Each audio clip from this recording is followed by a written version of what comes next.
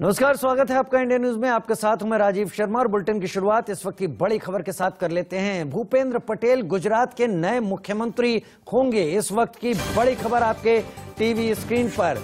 मुख्यमंत्री विजय रूपाणी इस्तीफा दे चुके थे, उसके बाद नए नाम की कई कयास चल रहे थे, कई नाम सामने आ रहे थे, जिसमें उप मुख्यमंत्री नितिन पटेल का नाम था, प्रदेश बीजेपी अध्यक्ष CR पाटिल का नाम था, इसके साथ गोवर्धन झड़पिया का भी नाम था जो 2002 में गृह मंत्री हुआ करते थे, और भी कई नाम ऊपर नीचे होते रहे, लेकिन अंततः मुहर लगी भूपेंद्र भाई पटेल जो कि घाटलोडिया से विधायक हैं। 2017 में पहली बार विधायक बने। इससे पहले एक्स चेयरमैन हैं अहमदाबाद अर्बन डेवलपमेंट अथॉरिटी के भी, और एक समर्पित कार्यकर्ता बीजेपी के।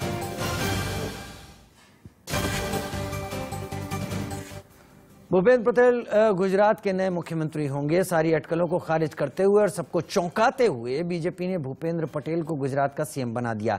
ये ऐसा नाम है जो दावेदारों में भी नहीं चल रहा था। घाटलोडिया सीट से विधायक भूपेंद्र पटेल पिछले चुनाव में रिकॉर्ड वोटों से जीते थे।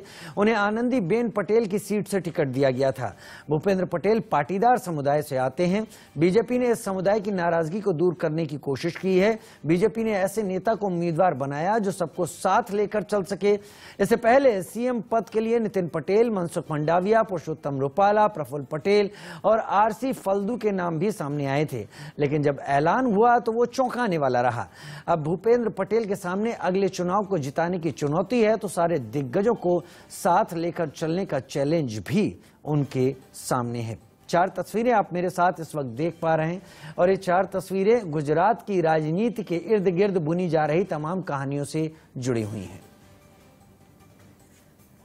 अभिजीत भट्ट मेरे साथ, इंडिया न्यूज गुजरात के संपादक, लाइव इस वक्त जुड़ रहे हैं। तमाम गतिविधियों को सुबह से ही वो लगातार बहुत नजदीकी से देख रहे हैं।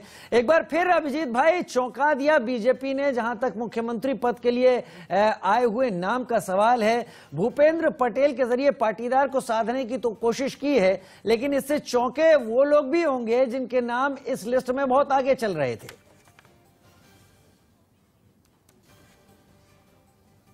राजीव जी, मैं बता दूं तो आज सुबह से ITV नेटवर्क पे यही बात मैं दोहरा रहा था कि प्रधानमंत्री नरेंद्र मोदी सरप्राइजिंग नाम अनाउंस करते हैं हर बार। पिछले बार हम लोगों ने 2016 में भी देखा कि नितिन पटेल का नाम चल रहा था, लास्ट मोमेंट पे विजय रूपाणी का नाम डिक्लेयर कर दिया गया, और आज भी जिस तरह से 2 दिन से लगातार जो नाम चल रहे थे उन सब नामों को साइड ट्रैक करके, नजरअंदाज करके प्रधानमंत्री ने मंजूरी की मोहर जो मारी है सिर्फ और सिर्फ भूपेंद्र पटेल के नाम पे मारी थी। और ये एक सरप्राइजिंग है भाजपा के नेताओं के लिए, भाजपा के प्रदेश पदाधिकारियों के लिए, खुद भूपेंद्र पटेल के लिए भी ये सरप्राइजिंग होगा। जैसे विजय रूपाणी के लिए सरप्राइजिंग था, उसी तरह से भूपेंद्र भाई पटेल के लिए भी ये सरप्राइजिंग होगा, क्योंकि उन्होंने सपने में भी नहीं सोचा होगा कि उनका नाम CM के तौर पे चुना जाएगा और चयन किया जाएगा और उनका नाम घोषित किया जाएगा।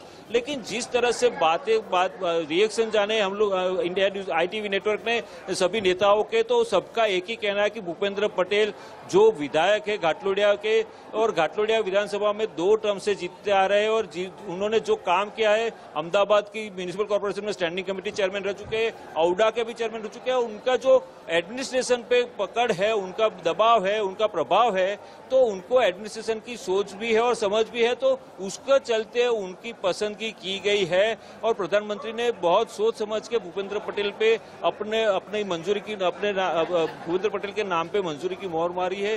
तो ये बात साफ जाहिर है कि प्रधानमंत्री जो भी करते हैं, जो सरप्राइजिंग करते हैं गुजरात के लिए, और सरप्राइजिंग किया है इस बार भी। जी राजीव, सरप्राइजिंग किया है इस बार भी उन्होंने गुजरात के लिए।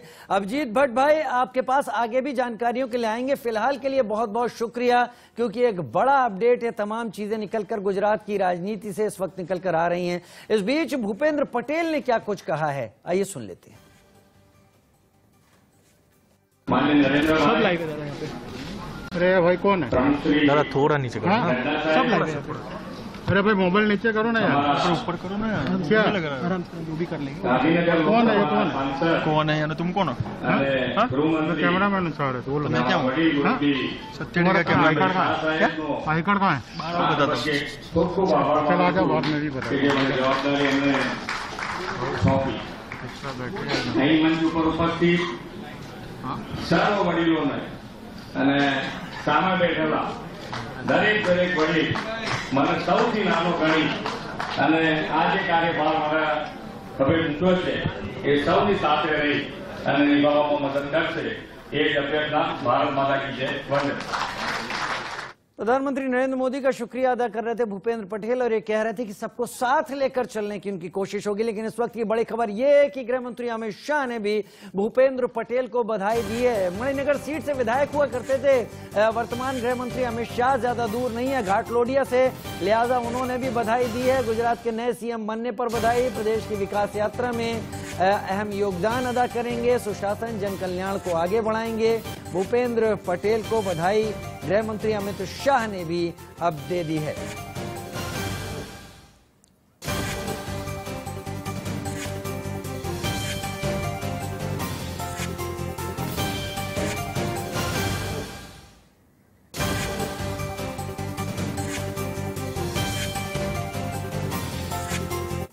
और भूपेंद्र पटेल के इस नाम के सामने आने के बाद, यह तय होने के बाद कि गुजरात के अगले मुख्यमंत्री वो होंगे, वो नेता जो कि गुजरात की राजनीति को लेकर काफी अहम है। जैसे कृषि मंत्री नरेंद्र सिंह तोमर वहां पहुंचे हुए थे, पूर्व मुख्यमंत्री विजय रूपाणी, तमाम लोगों का क्या कहना है आइए सुनते हैं। मुझे लगता है कि विजय रूपाणी जी ने उनके बिहार को, उनके जीवन को देखकर ही भूपेंद्र पटेल ऐसे कार्यकर्ता श्री भूपेंद्र रजनीकांत पटेल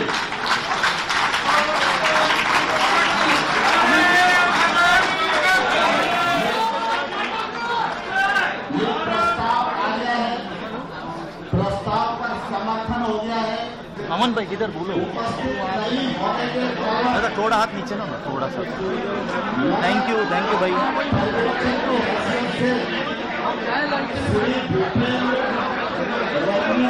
अमन भाई इधर रुको, इधर आए अमन भाई।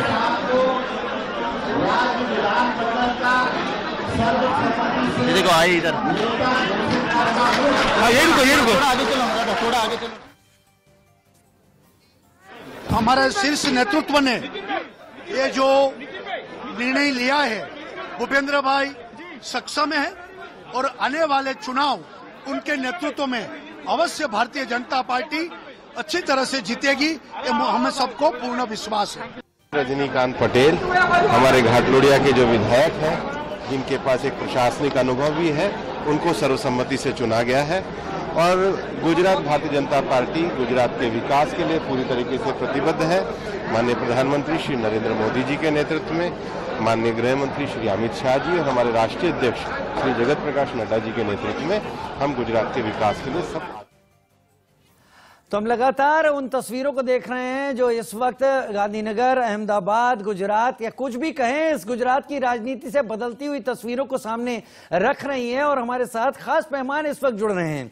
गुरु प्रकाश जी हमारे साथ प्रवक्ता बीजेपी के तौर पर जुड़ रहे हैं। हम समझना चाहेंगे उनसे कि जो कुछ भी हुआ है उसके पीछे मंशा क्या रही, क्या वजह थी, जरूर वो हमारे साथ साझा करेंगे। जो भी जितनी भी उनके पास सीमाएं हैं, उन सीमाओं में रहकर प्रवक्ता अक्सर अपनी बात को इसी तरीके से रखते हैं। सुरेंद्र भाई राजपूत मेरे साथ इस वक्त जुड़े हुए हैं, कांग्रेस के प्रवक्ता, हंसता खिलखिलाता चेहरा, बेलाग तरीके से बात रखते हैं, कभी कभार थोड़ा सा अनमन सी भी हो जाती है, लेकिन चलेगा, अपनी बात रखने का पूरा मौका हम उनको जरूर देंगे। नितिन बारोट साहब, प्रवक्ता आम आदमी पार्टी। नितिन साहब आपका भी बहुत बहुत शुक्रिया, आप हमारे साथ जुड़े। आलोक मेहता जी, एडिटोरियल डायरेक्टर इंडिया न्यूज, हमारे साथ वरिष्ठ पत्रकार, उनका मार्गदर्शन हमें अक्सर मिलता रहता है इन तमाम बड़ी बहस में, जहां मुझे समझने की जरूरत पड़ती है कि राजनीति आखिर किस करवट जा रही है। शुरुआत गुरु प्रकाश जी आपको, और मुझे पता है कि मेरे साथ आज बेहतरीन पैनल जुड़ा है, तो आज बातों को मैं भी समझूंगा और सीखूंगा आप लोगों से। गुरु प्रकाश जी, बहुत सीधा सा सवाल, वो क्या वजहें रही कि ठीक एक साल पहले, हालांकि ये किसी पार्टी का अपना प्रेरोगेटिव है, वो क्या फैसला लेती है नहीं लेती है, लेकिन वजहें क्या रही गुजरात में तस्वीर बदलने के पीछे? देखिए, सबसे पहले हमें यह समझने की आवश्यकता है कि भारतीय जनता पार्टी दुनिया की सबसे बड़ी पार्टी है। 18 करोड़ से अधिक सदस्य भारतीय जनता पार्टी के सदस्य हैं। हमारी पार्टी में आंतरिक लोकतंत्र है, सामूहिक नेतृत्व है। तथाकथित ग्रैंड ओल्ड पार्टी वाले लोग अपने लिए अभी तक अपना पूर्णकालिक अध्यक्ष नहीं चुन पाए हैं, लेकिन वहीं ऑन द कॉन्ट्ररी आप देखिए तो फिर आंतरिक लोकतंत्र हो, सामूहिक नेतृत्व हो। आज जितने प्रांतों में भारतीय जनता पार्टी की सरकार है, केंद्र में 2014 का मैंडेट हो, 2019 का मैंडेट हो, तो भारत के 135 करोड़ लोगों ने अपने जनादेश के माध्यम से भारतीय जनता पार्टी की नीति पे, भारतीय जनता पार्टी के नेतृत्व पे भरोसा जताया है। जी देखिए, अभी का जो विषय है, मैं आपके सामने ये बात रखना चाहता हूं कि भारतीय जनता पार्टी की परंपरा रही है कि समय के साथ साथ कार्यकर्ताओं के दायित्व भी बदलते रहते हैं, और हमारी पार्टी की विशेषता है कि जो दायित्व पार्टी द्वारा दिया जाता है, पूरे मनोयोग से पार्टी कार्यकर्ता उसका निर्वहन करते हैं। अभी देखा आपने, अभी पंजाब में भी क्या विषय चल रहा हमने देखा, राजस्थान में क्या विषय चल रहा हमने देखा, छत्तीसगढ़ में क्या विषय चल रहा हमने देखा। लेकिन ऑन द कॉन्ट्री आप देखिए कि उत्तराखंड में नेतृत्व परिवर्तन होता है, कर्नाटक में नेतृत्व परिवर्तन होता है। कितना आसान और कितना सरल और कितना अनुशासित होता है, ये देखने और समझने की आवश्यकता है। देखिए, लोगों का आवागमन संगठन से सरकार, सरकार से संगठन, ये चलता रहता है।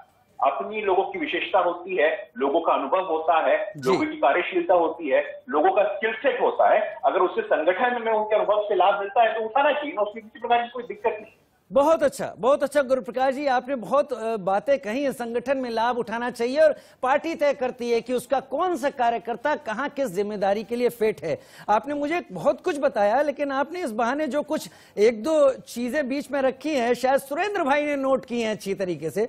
सुरेंद्र भाई, गुरुप्रकाश जी ने कहा कि हमारी पार्टी तय करेगी हमारी पार्टी में कार्यकर्ता कहां जाएगा, किस हैसियत से जाएगा। उन्होंने एक लाइन बोली, बैटन ट्रांसफर, उसको मैं कहूंगा कि बहुत आसानी से सत्ता हस्तांतरण होता है। चलिए, सवाल के साथ मैं आपके पास आता हूं। उन्होंने अगर कुछ तंज भी कसे हो कि ग्रैंड ओल्ड पार्टी अभी तक अध्यक्ष नहीं चुन पाई है, आप जवाब दे सकते हैं उसका।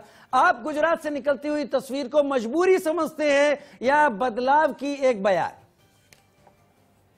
राजीव भाई, आज गुजरात के लिए इतना अच्छा दिन है, उसके बाद भी गुरु प्रकाश जी को अपनी खुशी नहीं, हमारे ऊपर तंज कसने का समय मिल रहा है। तो इसी से अंदाजा लग रहा है कि इनकी पार्टी में कितना तनाव है, कितना लोकतंत्र है इनकी पार्टी में। जहां इनको ये कहना चाहिए था कि साहब खुशी का दिन है, भूपेंद्र पटेल जी को बधाई, लेकिन बधाई तक नहीं दे पा रहे हैं भारतीय जनता पार्टी के अनुशासित कार्यकर्ता। ठीक है ना, बधाई तक नहीं दे पा रहे हैं जो लोग। असलियत ये जानते हैं, असल में गुरु प्रकाश जी बड़े अच्छे इंसान हैं। इनको लिख करके भेजा जाता है कि कांग्रेस को इतनी गालियां तो देनी है, अगर इनको लिख के ना है तो नहीं देंगे, ये हम जानते हैं इस बात को। ठीक है ना, सच बात ये है कि वहां पर कल अगर गुरु प्रकाश जी को भी चीफ मिनिस्टर बना दें तो रिमोट कंट्रोल जो है वो मोदी जी के हाथ में ही रहेगा, शाह साहब के हाथ में रहेगा। रिमोट कंट्रोल के जब सेल चेंज कमजोर हो जाते हैं तो ये लोग सेल चेंज करते हैं 2-4 साल में आराम से गुजरात के लिए। आप हमें बताइए, इतना महत्वपूर्ण प्रदेश है गुजरात, भाजपा के लिए भी, देश के लिए भी। वहां पर क्या करते हैं ये लोग? 2017 में पहली बार जो विधायक, उससे पहले वो कॉर्पोरेटर थे, कोई ये नहीं, गुजरात म्युनिसिपल डेवलपमेंट कॉर्पोरेशन के वाइस चेयरमैन, ये सब बता रहे, ये नहीं बता रहे एज ए कॉर्पोरेटर जो उनकी भूमिका थी वो वहां पर थी, उसके अलावा कोई उनके पास प्रशासनिक अनुभव नहीं है। उस आदमी को आप बना रहे हैं, तो क्या आप संदेश देना चाह रहे हैं? आप संदेश यही तो देना चाह रहे हैं कि वहां पर हमने कुर्सी पर एक पपेट बैठा दिया है, एक रबड़ स्टैंप को हटा करके दूसरे रबड़ स्टैंप को बैठाया है। इनकी पार्टी का आंतरिक मामला है। अगर यही लोकतंत्र है तो मुबारक हो इन्हें लोकतंत्र। मतभेद में अगर आदमी बात नहीं कर सके जिस पार्टी में, उस पार्टी में लोकतंत्र कहां? ऑटोक्रेसी की इंतहा है उस पार्टी में। किसी को पता नहीं है कि कौन चीफ मिनिस्टर होगा, किसी विधायक को नहीं पता है कि कौन चीफ मिनिस्टर होगा, किसी कार्यकर्ता को नहीं पता है कि कौन चीफ मिनिस्टर होगा। ये कार्यकर्ताओं के नाम पर, लोकतंत्र के नाम पर हिटलर शाही है इस पार्टी में। और हिटलर शाही जब तक जीतती है राजीव भाई, तब तक वो लोकतांत्रिक रूप के मुखौटा ओढ़े रहती है, और जब वो हारने लगती है तो कहीं ना कहीं हिंसक भी हो जाती है, अराजक भी हो जाती है और अलोकतांत्रिक भी हो जाती है। ठीक है, हमारी पार्टी को कहेंगे, हमारी पार्टी हमेशा से लोकतंत्र की पैरोकार रही है, संविधान को बनाने वाली रही है और लोकतंत्र को मजबूत करने वाली रही है। गुरु प्रकाश जी, तो ये लिखी हुई बात ना पढ़ा करें। ठीक है सुरेंद्र भाई, आपने जवाब दे दिया। मैं आगे बढ़ता हूं क्योंकि मुझे अभी सबसे बात करनी है। आपने जो 2-3 पॉइंट बताए हैं, गुरु प्रकाश जी मंद मंद मुस्कुराते रहे हैं और नोट भी उन्होंने कर लिए हैं, क्योंकि जितना गुरु प्रकाश जी ने तलवारें भांजी थी उतना आपने भी भांज ली हैं। चलिए नितिन मारोट साहब, तस्वीरें बदल रही हैं, चेहरे बदल रहे हैं। कार्यकर्ता अगर किसी पार्टी में ये नहीं जानता कि अगली जिम्मेदारी किसके हाथ में आ रही है तो इसे मजबूरी का नाम भले ही दिया जाए, लेकिन एक अच्छा फैक्टर तो है कि एक पार्टी में कोई भी इतने बड़े पद पर जा सकता है। फिलहाल सवाल का जवाब ये आपसे कि जो तस्वीर बदली है उसको लेकर आप क्या कहेंगे? नहीं, ये तो होना ही था और ये भाजपा सरकार की चेहरा बदल राजनीति गुजरात में चलती ही रहती है। और ये करीबन 27 साल से गुजरात में जो भाजपा का कुशासन चल रहा है, जिससे गुजरात में दूसरी पार्टी मतलब कांग्रेस जो उसका सामना नहीं कर पाई और जिसकी वजह से गुजरात की जनता को कोई एक जो ऑप्शन चाहिए, जनता को एक विकल्प चाहिए, वो नहीं मिला है। उसकी बदौलत ये भाजपा सरकार आज 27 साल तक गुजरात में राज कर रही है। लेकिन ये 27 साल गुजरात के नितिन बारोट भाई, आपकी आवाज चली गई। मैं लौट के आता हूं आपके पास। आपकी आवाज चली गई, शायद पहुंच नहीं पा रही है। और मेरे साथ मेरे editorial director Alok Mehta sir भी इस वक्त जुड़े हुए हैं। एक छोटा सा ब्रेक ले लेता हूं, लौट के आता हूं, बात भी पूरी करते हैं और समझते हैं इस पूरी तस्वीर जो बदला है गुजरात का रूप। गुजरात के नेतृत्व की बदलती तस्वीर आज दिन भर से हम दिखा रहे हैं, लेकिन शुरुआत अपनी चर्चा पर जाने की अभी करें उससे पहले बड़ी खबर यह कि गुजरात के वरिष्ठ नेताओं का आभार। भूपेंद्र पटेल ने ये कहा है, किसी का भरोसा नहीं तोड़ूंगा। भूपेंद्र पटेल ने यह भी बात कही। प्रधानमंत्री मोदी का धन्यवाद, अमित शाह जी का धन्यवाद। दो बड़े नेता इस सरकार के, गृह मंत्री, प्रधानमंत्री, और ये दोनों ही गुजरात से, लिहाजा दोनों का ही धन्यवाद। पार्टी के भी शीर्ष स्तर के नेता, हाईकमान और भूपेंद्र पटेल जी को चुने जाने पर वो आभार व्यक्त करते हुए।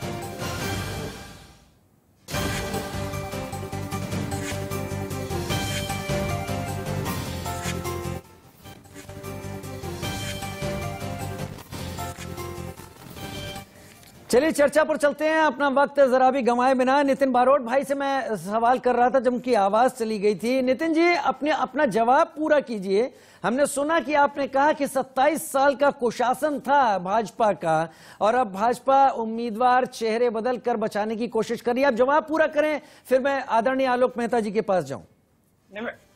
27 साल में उन्होंने ये अभी जो 5 साल विजय रूपाणी जी का कार्यकाल था, गुजराती जनता ने विजय भाई नेतृत्व में वोट दिया था। विजय भाई नेतृत्व में गुजरात की सरकार बनी थी। फिर भी स्टैंप वाली सरकार हम बोलते हैं इसको, क्योंकि वो खुद तो कोई डिसीजन नहीं ले पाती थी गुजरात में। क्योंकि जो भी डिसीजन विजय रूपाणी जी सरकार ने लिए है वो 24 घंटे, 48 घंटे या 4 दिन में वो सभी फैसले बदले गए हैं। मतलब अब तक गुजरात के अंदर जो भी वहीवट हुआ है वो सेंट्रली स्टैंप सरकार ही कर रही थी। विजय रूपाणी जी का उसमें जो डिसीजन लिया है वो फेरबदल करना ही तय था। हर चीज में उनका ऐसा रहता था और इसकी वजह से गुजरात के अंदर जो इनके व्यवस्था स्थापन की जो स्थिति थी वो मतलब बिना कौशल्य की थी और अमलदार शाही बिल्कुल उनको हाथ में नहीं आने दे रही थी और गुजरात की प्रजा बहुत त्राहिमाम कर गई थी। इसी बात की वजह से इनको मुख्यमंत्री पद से हटाना तय था। और इसमें आम आदमी पार्टी जब से गुजरात में 1.5 साल से जिस तरह से लोगों के घर घर जा रही है, इसीलिए कहीं ना कहीं बीजेपी को यह डर भी था कि अगर मुख्यमंत्री अगर नहीं बदला और ये चेहरा बदला नहीं तो गुजरात की आने वाले 2022 के चुनाव में भारी मतों से हारना पड़ेगा और शायद सरकार भी ना बने, ऐसी परिस्थिति आएगी। यही सोच के मतलब गुजरात में आम आदमी पार्टी और आम आदमी जनता की दोनों के डर से उनको मुख्यमंत्री का चेहरा बदलना पड़ा है। क्या बात इसीलिए है, आम आदमी पार्टी के डर से ये चेहरा बदलना पड़ा है। गुरु प्रकाश जी नोट कर लीजिएगा, इस पर भी आपका जवाब चाहूंगा। आम आदमी पार्टी का डर और आम आदमी पार्टी का जो अभी का वर्तमान स्थिति है उसका डर आपको दिखाई पड़ा है। खैर, मैं आलोक जी के पास आऊंगा। आलोक जी, दो बातें मैं यहां पर जोड़ना चाहूंगा। एक बात सुरेंद्र सिंह राजपूत भाई ने रखी थी और उन्होंने एक बात बोली कि कोई बड़ा अनुभव नहीं है भूपेंद्र पटेल जी के पास। घाटलोडिया से 2017 में वो विधायक बने थे।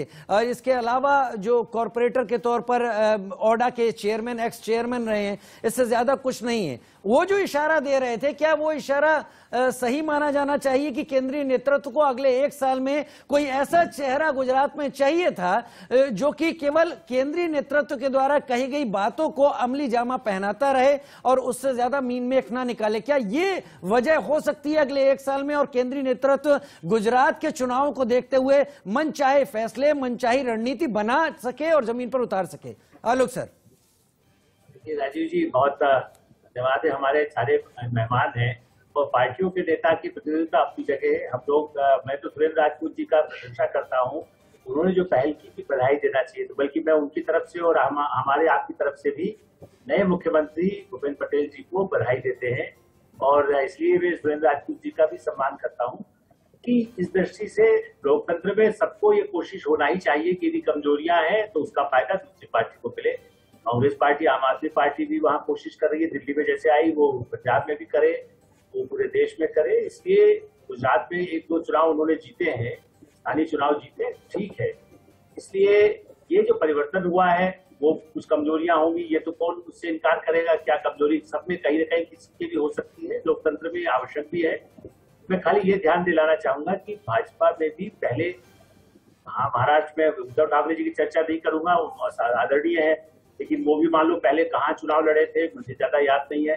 शायद राजपूत जी को याद हो, जो कांग्रेस ने उनको भी माना मुख्यमंत्री। कई बार ऐसे लोग मौके आए हैं जब, या बीजेपी ने भी वहां इससे पहले जो मुख्यमंत्री थे वो बाकायदा नागपुर के खाली मेयर रहे थे जी। तो ये पार्टियां अपना, ये सही है कि यदि जो काम नहीं कर पाएंगे, यदि असफल होंगे तो निश्चित से दूसरी पार्टी को मौका मिलेगा। लेकिन मैं 2 बात पर ध्यान दिलाऊंगा। देखिए, ऐसा नहीं है कि बीजेपी ने पहले नरेंद्र भाई मोदी जी को जब बनाया था तब वो कल संगठन में ही काम किए थे, विधायक भी नहीं थे। वो प्रधानमंत्री बने तब संसद नहीं थे, लेकिन हाँ वो मुख्यमंत्री रह चुके थे। दूसरा, एक मिनट और लूंगा राजीव जी, क्योंकि हम लोग थोड़ा सा बैकग्राउंड की जरूर बात में करना मैं चाहूंगा, मैं समझ रहा हूं आपके जरिए भी और जो दूसरे मेहमान है, इसलिए मैं रोक नहीं रहा क्योंकि मेरा भी ज्ञानवर्धन हो रहा है जी। मैं खाली ज्ञानवर्धन के लिए नहीं, मैं इसलिए कि अपने सब मित्र हैं। मैंने कहा ना, सुरेंद्र राजपूत जी कांग्रेस के हैं, वो जानते हैं कि मेरा एक बड़ा हमेशा इसमें सबके साथ रहा है कि देखिए, मैं घनश्याम भाई ओझा 72 में बने थे, उनसे भी मिला था और आज तक जितने मुख्यमंत्री बने वहां कितनी बार, मेरे सब नाम है, चिमन भाई पटेल रहे, बाबू भाई पटेल रहे, माधव सिंह सोलंकी रहे, 1-2 साल में कई बार कांग्रेस ने भी बदले हैं। अर्जुन सिंह जी में मध्य प्रदेश के, राजपूत जी तो बड़े संपर्क में है, वहां पर उनको राजीव जी ने तो तुरंत उनको 15 दिन 2 के बाद ही बदल दिया था और मोतीलाल वोरा जी को भेजा था। तो कई बार है, जबकि वो रह चुके थे, अनुभव नहीं था उनका, ऐसा नहीं था बिल्कुल फेल होते तो चुनाव नहीं जीते होते, राजीव गांधी थे तब भी। तो ये मुख्यमंत्री बदलना उत्तर प्रदेश में भी जब बदलाए गए, यदि कोई कमजोर होता है तो पार्टी हारी। तिवारी जी रहे तो नांदेड़ तिवारी कितना अच्छा चले वहां पर उत्तराखंड में, बाद में नहीं हो पाया। तो मेरा ऐसा मानना है कि इस समय कटुता के बजाय, जैसा सब अपने नेता कह रहे हैं, हमारे प्रतिनिधि, गुजरात में एक नई चुनौती के साथ भूपेंद्र पटेल को परीक्षा देनी होगी। और जैसा वो कह रहे, मान लो वो दिल्ली के निर्देश पर करते हैं, तो मेरा ऐसा मानना है कि प्रधानमंत्री यदि राज्यों में इंटरेस्ट है, वो गुजरात उत्तर प्रदेश में भी कहा जाता है, यदि वो इंटरेस्ट लेते हैं उसका लाभ तो दिलाना, तभी तो 26 सीटें आई में उनको, वरना गुजरात में तो आधा हार जाना चाहिए था लोकसभा चुनाव में, नहीं हारे। और चूंकि ये बने थे, उसके बाद जब चुनाव हुए 2017 में, तब कम सीटें आई, तब इनको कंटिन्यू किया। मनोहर लाल जी तो नहीं थे जाट, लेकिन उनको बनाया और बाद में कम सीटें आई तब भी उनको मुख्यमंत्री बनाया गया।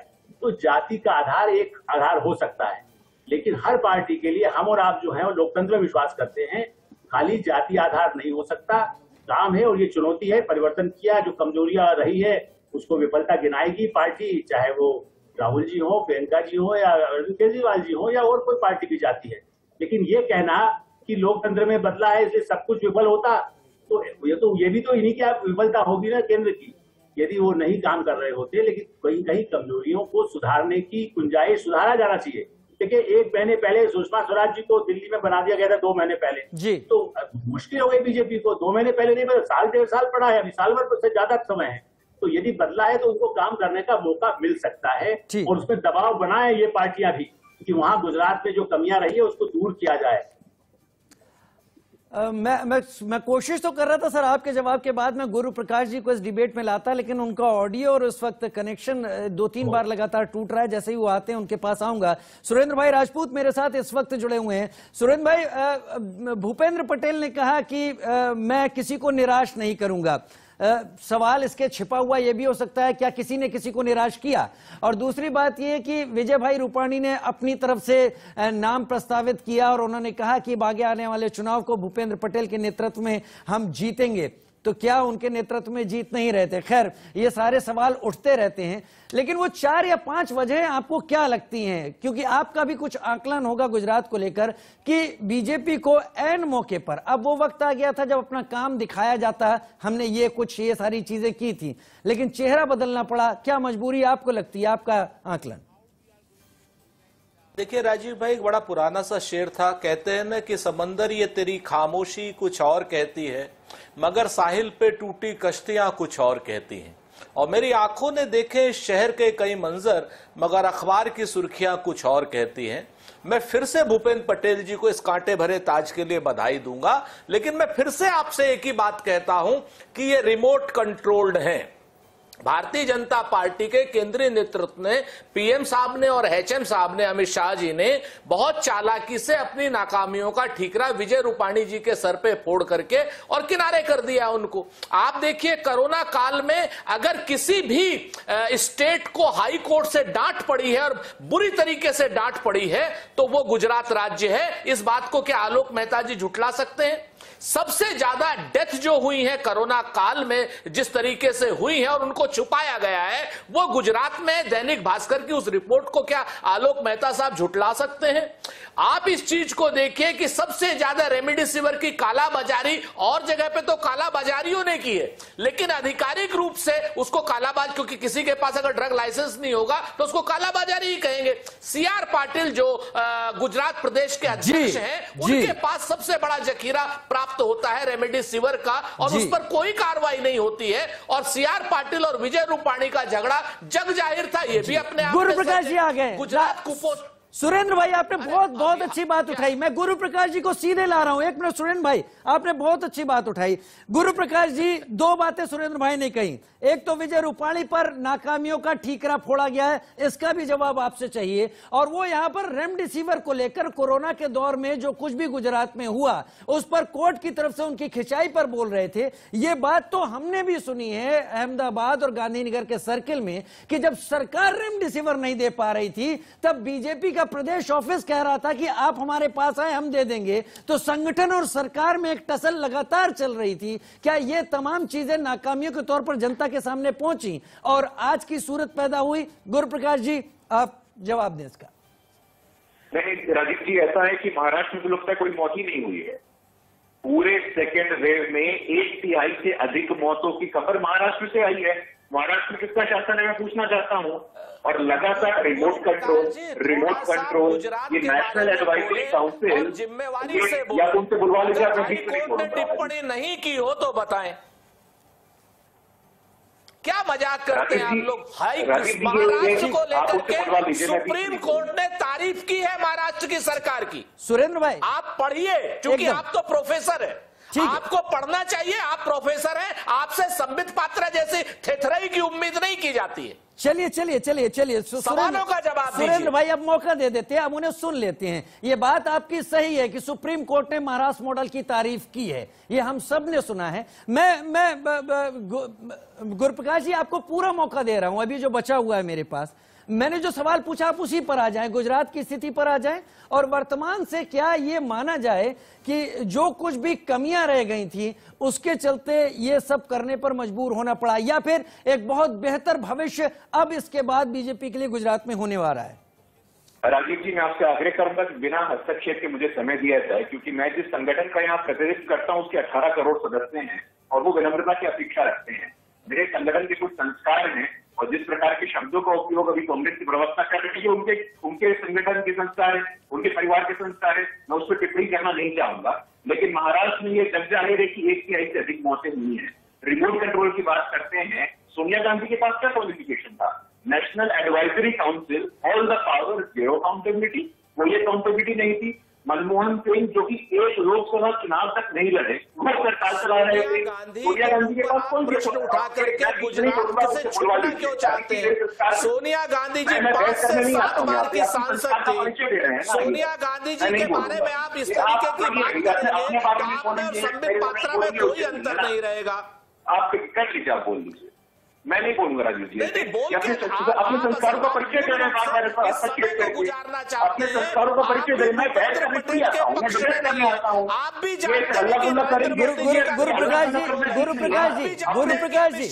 गुरु प्रकाश जी, सुरेंद्र सिंह राजपूत जी, कुछ नहीं मिलता।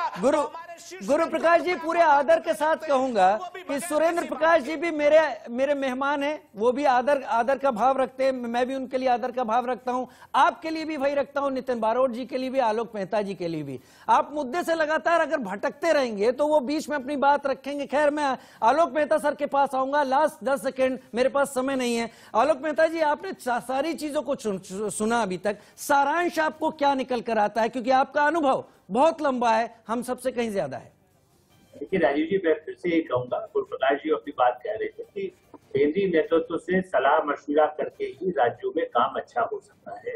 अब वो ठीक है कि वो कितना हस्तक्षेप होता है, वो जानकारियां हो, लेकिन एक उम्मीद की जानी चाहिए कि जो परिवर्तन हुआ है और जो जैसा अभी कहा गया, चाहे कोरोना के क्राइसिस में कई राज्यों में जो संकट आए वो कितने सही है, चाहे श्रीनिवास जी को राहुल गांधी के खास थे, उन्होंने जब बांटा, उनको केस अभी उन पर भी चल रहा है, या गौतम गंभीर पर भी चल रहा है।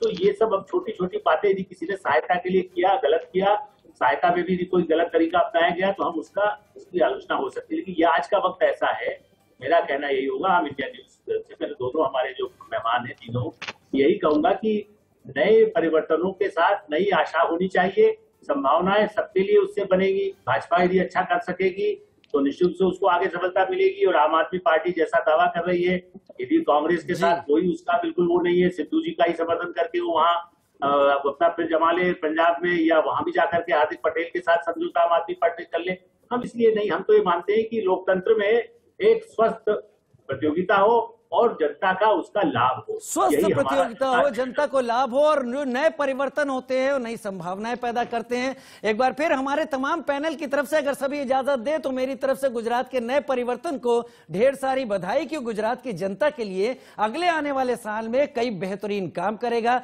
और चुनाव तो अंतिम परीक्षा होते ही है, उसमें पता चल जाएगा कौन कितना बेहतर रहा। हमारे साथ जुड़ने के लिए बहुत बहुत शुक्रिया, जल्द हाजिर होते हैं।